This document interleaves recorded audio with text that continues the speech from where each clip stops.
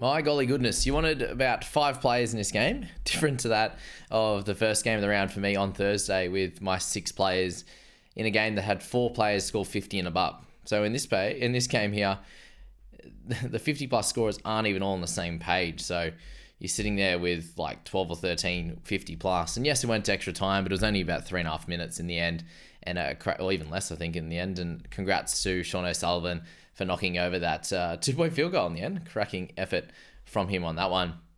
But our standout was Herbie Farnworth. Obviously, a length of the field try. Thank you to a nice offload try assist for Maxyplath in that situation there. That was a beauty. At 94 for Herbie, 83 for Maxyplath. And Herbie's one of those guys that he has that in him. It looks like he's got a few of them this year, which not many centers have in their bag, is being able to go for that sort of 70, 80, 90. And that's where Herbie has it. And he's averaged 52 for the year, which has been absolutely incredible. And by the time you get this video, most of the updates are in. So I think we're pretty close to a lockout being lifted. Might happen by the time you watch this, but we'll see how it goes. See how it ends up.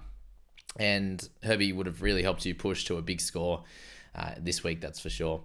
Maxyplath, how good's he been of a hold, and super tough. Anyone who did sell him 3 weeks ago, whether that was to Cleary or whatever it was, it's been a tougher one there. But 60 odd into an 83, crazy score from him. 63 tackles in this one in the full 83 minutes.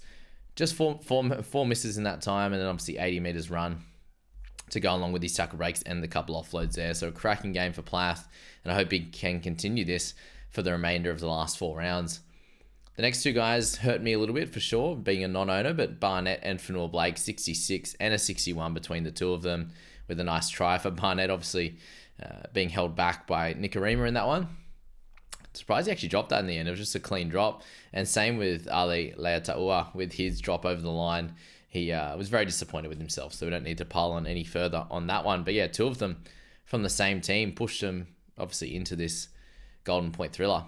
But yeah, Barnett 66 continues to just dominate. He's getting offloads, he's getting tackle breaks. The base stats are strong, and he hardly has a negative in his game, which is the big thing there. That's for sure. Blake had plenty across the board. Did have a few negatives in there at 8 of them. But again, same deal, 4 tackle breaks, 2 offloads, but ran over 200 meters to go along with his 29 tackles. Was absolutely spectacular. So he's had a really good season again. Somehow he's lost 60k for the year, averaging 56, but still an amazing season. And imagine what he's going to be like at the Sharks. I wonder if it'll change much, if he'll play lesser minutes. It's going to be an interesting thing to watch anyway next year. Tomato Martin with a try and 3 try assists. So back to some of the really good games that he played in about a month to 2 months ago, that kind of range. He was absolutely dominant, and he was the same in this one here with 4 try involvements there.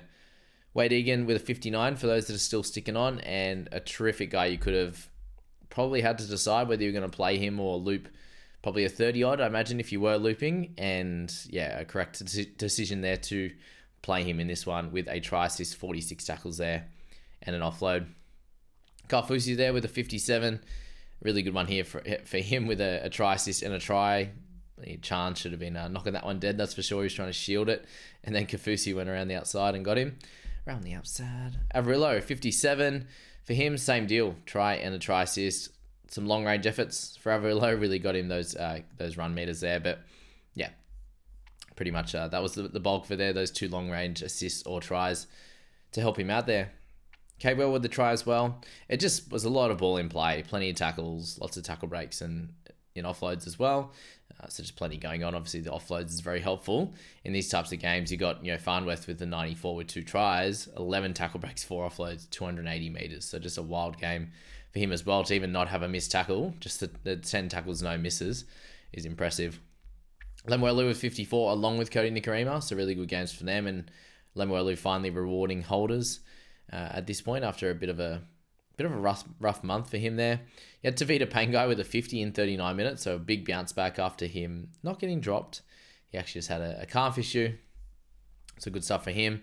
Jazz Tavanga with 48. How good has Chanel been going? He's had a cracking couple of months since we had him as probably at best sort of this 28 to 32 type of range, and he's been hitting a lot of 40s in that time, with obviously the goals in this one, with 4 of them, with SJ being out. But then, just the great base stats and big kick meters. Wasn't expected, but it's happening at the moment.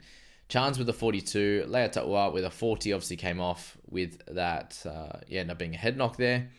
He was very dazed when he came up out of that, but 2 line breaks, the try as well. Really good for him. Dylan Walker played 73 minutes in the end with the sin binning with 7 to go there. Actually, no, not with 7 to go. Just pushed him out for 10 minutes earlier on in the game. And a 36, surprised that both him and Morgan Smithies were able to play after the head knocks that they had the game before. Just don't see it often where they actually get the exemption there. Yeah, shout out to O'Sullivan for that kick again. 35 in 39 minutes was impressive. Bromwich and Katoa both 35 and 34, so fairly low for them. A little bit annoying for any owners of Katoa. Happy with that as a Bromwich cheapie holder. Roger with 32. Just a disappointing kind of season for him from a fantasy perspective. Averaging a tick under 40 now. You would have hoped for a bit more for sure. And very much the same with Osako. He's gone down to under 500k. And with 6 goals in this one as well, just wasn't involved in anything. 2 tackle breaks, 126 meters. It's just not good enough at the moment. And similar to that with Hammer. Like, he's had a really tough couple of weeks there since he went nuts against Penrith, the hardest team there to face. He's come down right back to the pack, and unfortunately a 28 for him in that one as well. So what do you do with those two? That's the big question mark. I think it's a 50-50. At this stage, you're probably holding just because of the lack of trades. But you'd want to hope in a 32 clash that they both can get involved in some attack, and it's not to be. Akossi with a 15, Keely, that's about it, really. Yeah, so we move on to the last game there, which was the Knights, the Ponga show. Actually, it was the Sharp show against the Tigers there. So congratulations to Fletcher Sharp. Very frustrating as a Marzu owner that ended up being 4 tries on their right-hand side, but they just looked incredible down that side. And there was no space on the left, and there was plenty of space on the right, along with a pretty lucky try, that one from Ponga, dropping it and then ended up kicking it, intentionally kicking it there after the drop. Very, very quick to react. And then Fletcher Sharp's kick and run through. So a quad for Fletcher. I don't even know if he'd had a double at this stage of his career, and he's ended up with a quad. So incredible match for him. But what's incredible is the fact that Lockie Galvin continues to deliver for us. A couple of 40s in a row, and I was just hoping that he maybe could get a try or pick up some assists or something like that. And he brought it back with a line break and a try assist in 2 separate parts of the game. The 4 offloads is great. Anytime he gets sort of one-on-one with a player, he'll try to get to the outside of them and get that offload away, which is absolutely awesome. And his run meters are just terrific at 186. He works so hard in these games, and he deserves all the points he gets and the accolades he gets from Coach Benji, because he just works so hard. Even almost scored that try and set one up actually off that little grubber he put through. So it's all happening for Galvin. I'm very happy as an owner of him that he was able to outscore Ponga. It kind of just nullified the damages that I was going to cop with Ponga, basically, as not having him in my side. With a 64, not the end of the world for me as a non-owner, but it could have been a lot lower, would have been nice, but 64 there, I think it actually could have been a lot higher too. So to put 34 points on it and him only being involved in 1 try assist with the line break there, I think it's pretty good, to be fair. He had a forced dropout as well, 7 tackle breaks, big run meters. So I think we'll take the 64, and I'll have to look to potentially try and get him in to my side next week. It could be for Blore. We'll have to see how that one pans out with team lists and such this week. But a great score in the end, 64 for Kalen. Actually doesn't go up much in cash, I don't believe, either. Frizzell with a 60 with the try was really good. Fatape, a really good game for him in the end. I was very impressed. That was his best game of his career. He ran the footy really well. Defended not the worst in the world. He did have 1 or 2 bad misses, but 17 makes for 3 for a rookie. It's getting into decent territory there. Carpi Sport with a 50 in the 80 minutes. Good run meters for once, 165. He actually was running across the line as well, looking for a little, the crab runs. He just wasn't offloading it. Wasn't palming them off or offloading. But still can't get a try. The elusive try or try assist, it's just not coming. Elliott 48, not bad. Isaiah Papali'i 46, also the same. Dan Gagai only to get a 45, probably a little bit frustrating. At the price point, you're hoping for 50 plus. At least with Ponga, he was well above his price point. And if you did buy Gagai this week, it was a good pod, but didn't pan out as you would have hoped, for sure. Coruscant with a 43. I still think Gagai and obviously Ponga are terrific buys going forward. Coruscant 43. Solid enough without being spectacular. Not much more to say on him. Just hold him if you do own. Samuel Fainu there with a 39 in his 80 minutes to pick up a very easy try assist on that left-hand side. And then kind of just average numbers on the rest. A 32 in base. Outside of that was where he was at. You had Clemmer, you had Aiden Caesar in there with 37 apiece. Crossland at 35. Seyfarth the same. What about him getting into it with a gamble at the end of that game? That was fun to watch. They just couldn't stop, could they? Just back and forth, back and forth.